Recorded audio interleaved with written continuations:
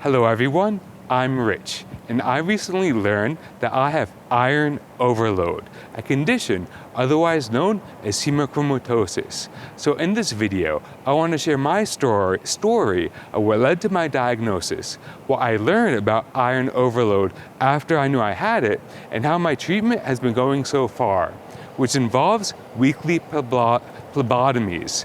It doesn't sound good, it's hard to pronounce, and let me tell you, it's even harder to go through. Actually, it's not that hard, I'm dealing with it okay.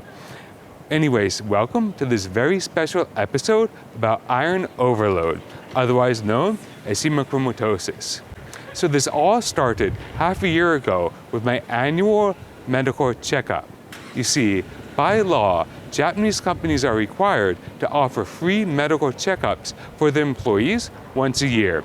So I went in, got my results back, thinking I'm gonna pass with flying colors because I live like a stereotypical healthy lifestyle. I eat fruits, I eat vegetables, I go to the gym, I work out, I do weight training, my weight's in reasonable shape. But I get my results back and I got like an F or something, and it said my liver enzymes were really high. So I thought, oh, that's just like a false positive because I do weight training, the muscle breaks down in the blood. Let me cut out exercise for 2 weeks and get retested. And that was actually the hardest part so far, was not going to the gym for 2 weeks. So no exercise, no weight training for 2 weeks, got a follow-up blood test, enzymes still high. So I talked it over with my doctor, and she said, if you're taking supplements, they might be hard on your liver, and they might be causing your enzymes to be high. So I thought, okay, let me cut out all of my supplements, wait another month, went back, liver enzymes, still high. So my general practitioner doesn't really know what's going on, so she sent me to a hospital to see a liver specialist. And so I saw the liver specialist, talked it over with him, I got an ultrasound of my liver, came back negative, turns out I don't have fatty liver disease. And then I got an MRI along with 1 billion more blood tests, and then finally he had a hunch of what was going wrong.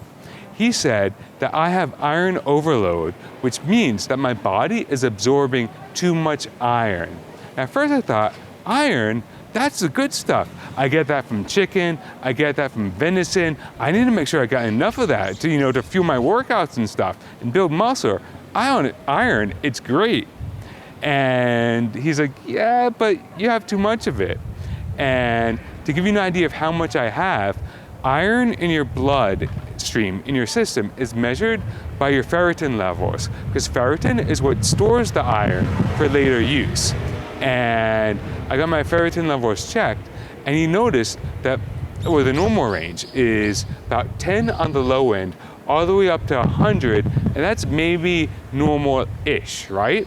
Mine were at 600, almost 700, which is really high.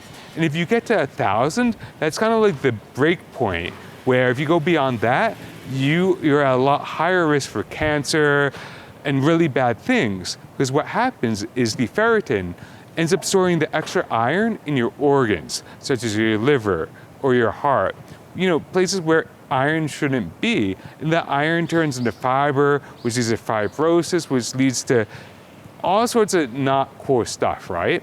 So I said, all right, doctor, what do you recommend I do? He's like, well, I want to make sure this is what's actually happening, so I want to give you a liver biopsy. Don't worry, it's easy. We just take this really thin needle, stick it in you, and pull out a piece of your liver. No problem. You'll be here overnight, go back, next day, no worries. I'm like, yeah, there's worries here. Okay, so suppose your hunch is correct. Then what happens? He said, we'll just start taking out your blood and we'll put you on some drugs. Like, whoa, hold on a second. I don't want to go under the knife. I do not want to go on any drugs. And whatever you're talking about, like taking out blood or whatever, I don't really understand what you mean. And so I have a very internal locus of control. That means I feel like what happens in my life as a result of the actions that I've taken in my life. So if I have high iron, I thought that I must be eating too much iron, which is pretty obvious. I was eating a lot of venison and a lot of chicken. So I told the doctor, okay, let me see if I can fix this with my diet. Give me a month, I'll change my diet, change my lifestyle, and let me get back to you. And he was a little hesitant, but he's like, it's not an emergency, see what you can do and come back, right? So I went home and I'm like, all right, I had him come to Jesus meeting, let's make a change. I'm willing to do anything I can to avoid going under the knife. Sauna to sweat out iron, will it work? Well, I don't know, let me try it. Cold showers to increase my circulation to get the blood flowing, maybe get rid of some of the iron that way. Does that even work? Does that count? Well, I don't know, let me try it. And of course, I changed my diet. No more venison, no more delicious, tender Hokkaido venison, nope, no more. Greatly reduced the chicken I eat as well. And we've got my protein more from eggs, from yogurt, and cottage cheese. Also make sure I'm eating enough healthy fats to support my hormones.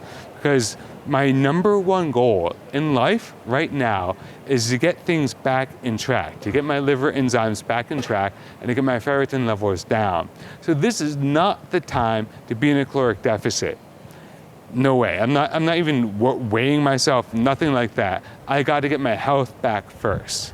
And so, as I've adjusted my diet, I also learned that there's two kinds of iron, heme iron and non-heme iron. Non-heme iron is found in fruits and vegetables, and heme iron is found in meat, such as chicken and especially red meat like venison. Actually, venison was number one on the list of heme iron foods. And so the non-heme iron found in fruits and vegetables, that's actually more difficult for your body to absorb, which might be why some vegetarians, some vegans have low iron, even though they eat fruits and vegetables, which are actually high in iron. It's because that iron is non-heme iron and more difficult for your body to absorb. On the other hand, heme iron is a lot easier for your body to absorb. And like I said, venison was number one on the heme iron list.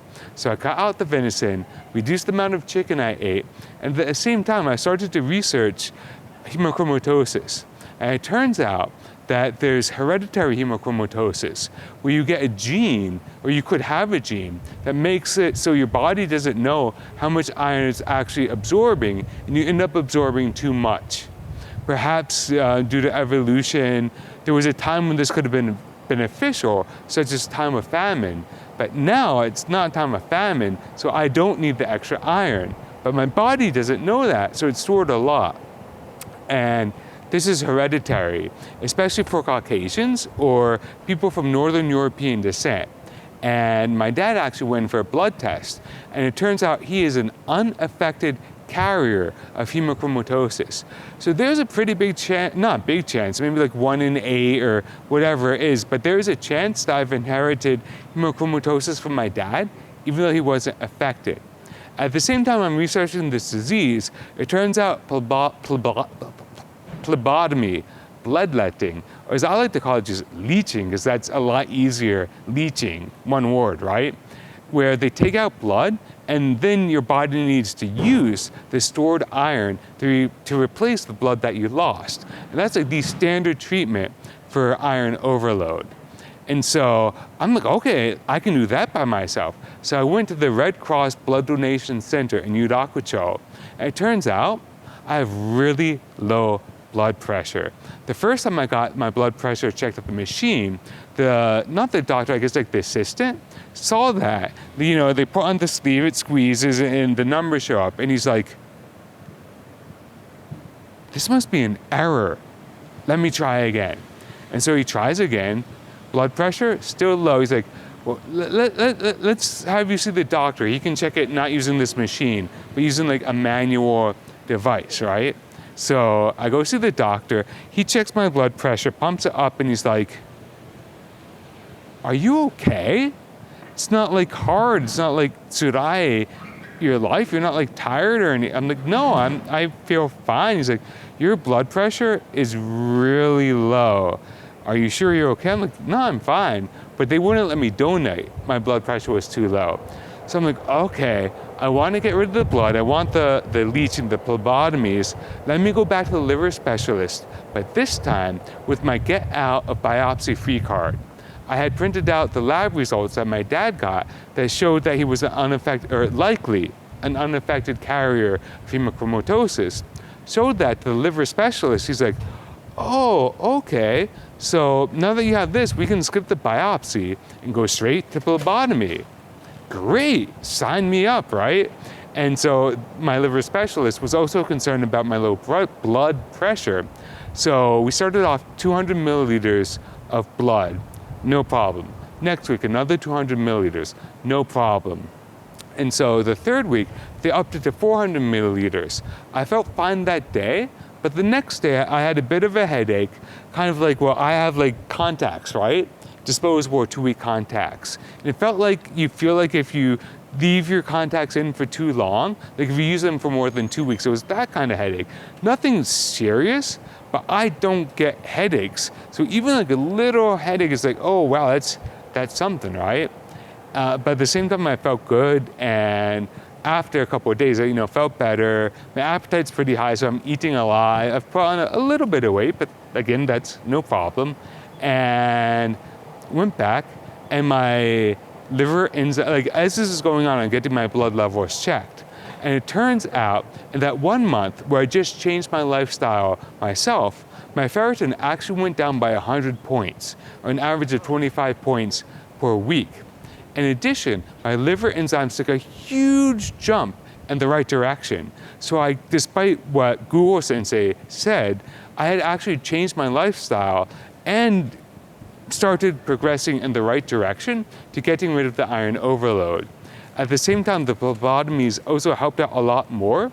And as of today, my liver enzymes they're within the normal range, the high end of the normal range, but they're back within the normal range. And my ferritin is down to about 360 now, with the target of getting it down to 10. So I still have a ways to go, but I'm certainly going in the right direction. And I made this video to increase awareness of iron overload.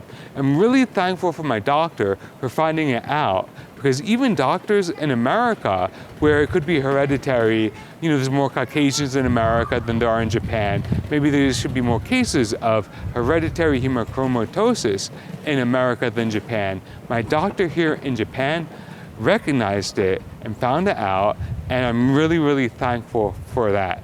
And so with this video, I hope to raise awareness about hemochromatosis. So like the next time you're getting your blood test, just ask for it to get your ferritin levels checked and see where they are. And if they're high, you see what you can do. And if they're normal, great, no worries.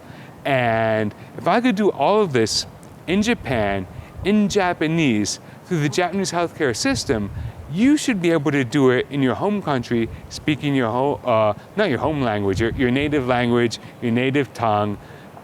Trust me, it'll be a lot easier it was for you than it was for me. No one likes doctors. No one likes going to the hospitals. No one likes going for a blood test unless they need it. Or even if you do need it, you don't really want to go and get it, right? But at the same time, your health is the most important thing, and you need to get it checked. And if I could do all of this in Japan, in Japanese, you can do it yourself. So that's about it. And this is just my story. Don't take anything that I did besides getting the blood test, get that right. But anything else, that's just what I did, and it's not to be taken as like medical advice or anything like that, right? Like if you listen to a random YouTube guy for medical advice about iron overload, okay, you're crazy. Go to your doctor and check it out. At the same time, if I can raise awareness and more people know about this condition, and then maybe somebody gets checked and they find out, oh, I actually have it, and then they start taking the steps necessary to improve the condition, start going in for the treatments or whatever, then that would be, awesome and amazing. Anyways, thank you for watching. I will keep you updated on how my recovery and my progress goes. And I will see you next time. Stay healthy, my friends.